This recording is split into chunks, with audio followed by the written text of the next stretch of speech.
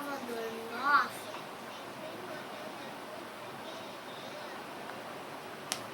Jesus é o nosso Salvador. E quando Jesus é o nosso Salvador, ele sabe que o único que vai ser, vai no céu. Mas o céu é onde Jesus mora, que vai descer de lá do céu, vai sair de lá do céu, vir aqui, buscar nós. Depois ele vai dando, vem aqui, busca nós.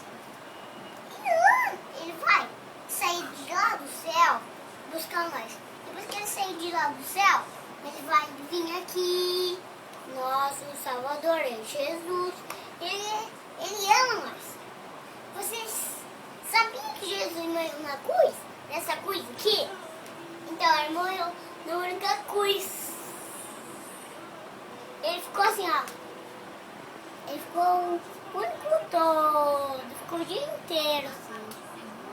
Mas depois ele ressuscitou. E daí ele vai vir. Vai ser de lá do céu, abrir a porta e vir aqui buscar nós. Como chama a porta?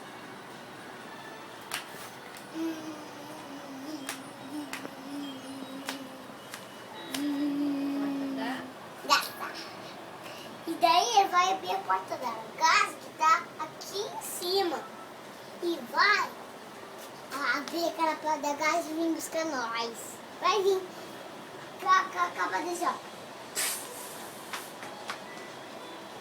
Mas sabia que Jesus morreu nessa coisa, nesse meio?